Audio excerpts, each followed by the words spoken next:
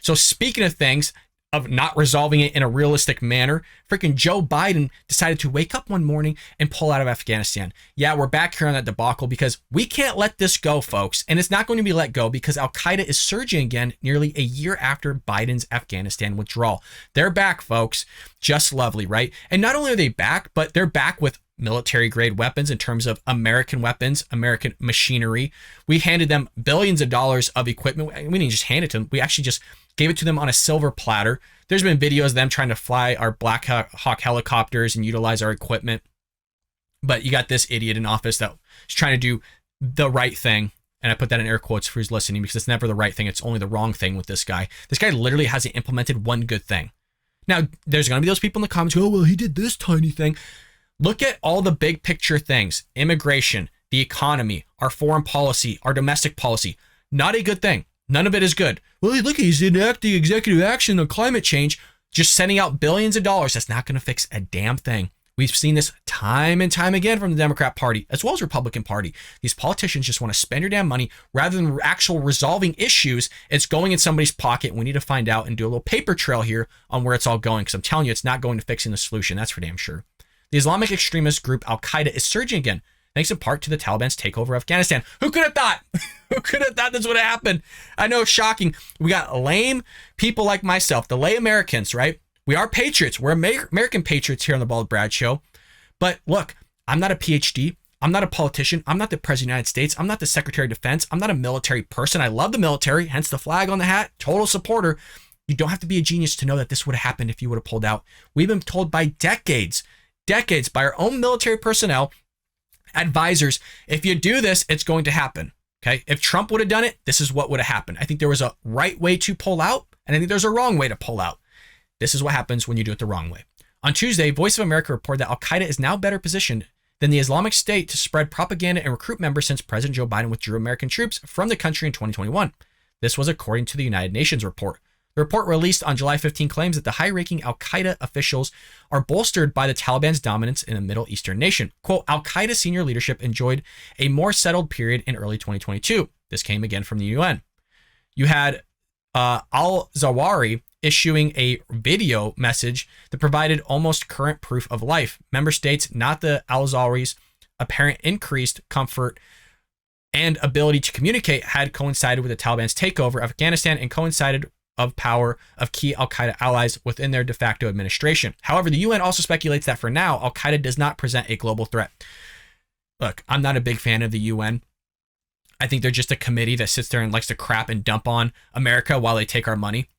Furthermore, you had Barack Obama calling ISIS the JV squad, and then ISIS just was running roughshod over the entire Middle East, beheading people, skinning people alive, putting them in freaking jail cells, and then lowering the jail cell into the water and killing them. But, they're not a global threat. They always say stuff like this. And next thing you know, you turn your head around, now they're a global threat again. Quote, Al-Qaeda not viewed as posing an immediate international threat from its safe haven in Afghanistan because it lacks an external operational capability and does not currently wish to cause the Taliban international difficulty or embarrassment. Can we just talk about that whole thing? Because the Taliban international difficulty and doesn't want to cause embarrassment. Freaking terrorist organization. Hello? Doesn't want to cause embarrassment. And they don't have all this you don't think that they're capable of sending out cells or already have cells? We've literally caught almost 100 terrorists since Joe Biden's been in office at the U.S.-Mexico border alone. Now we caught them. Can you imagine how many people are going through that aren't being caught?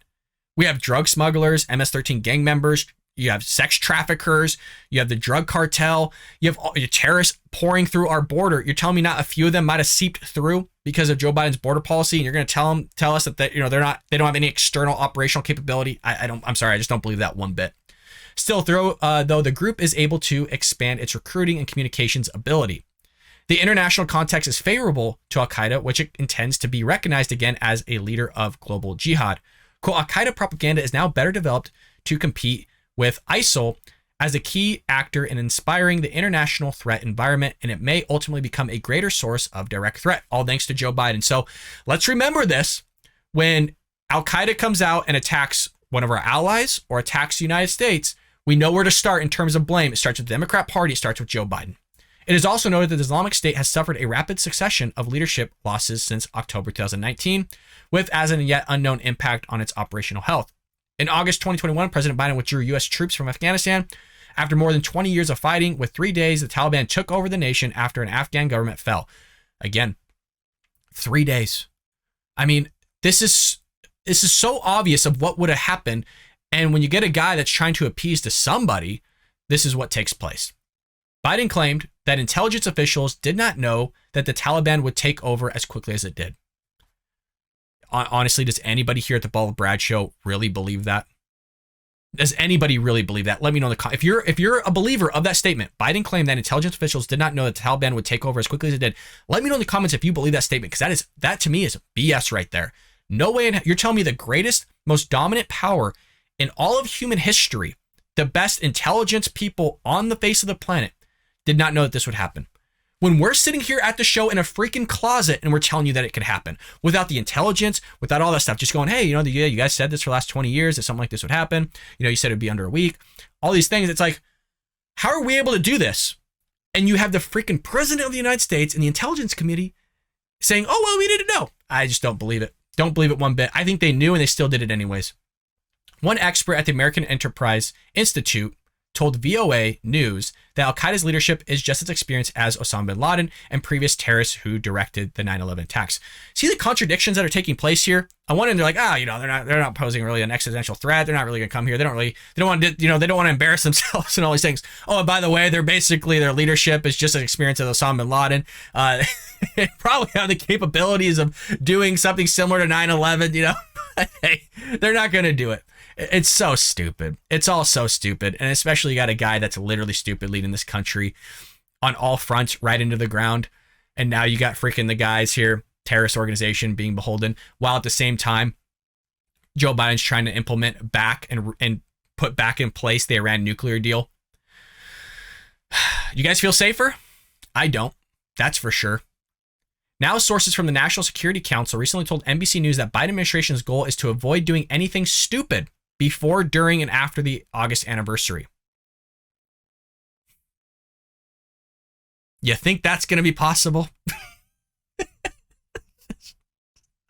This is an amazing piece by the Daily Wire.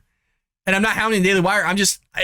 They piece in different news outlets together on what Joe Biden's agenda is, what the UN is saying. They're all idiots. Daily Wire's not just the Biden administration, the UN, just these are leaders that freaking get voted in, like Joe Biden here.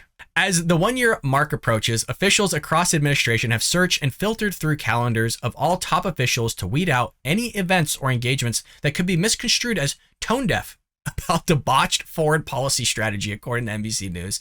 So there you have it. Joe Biden just giving Al-Qaeda back what we took, and giving them basically billions of dollars in military grade equipment. Just lovely. I hope you enjoyed that clip from the Bald Brad Show. If you did, make sure to hit that subscribe button so you can stay up to date on all our future content.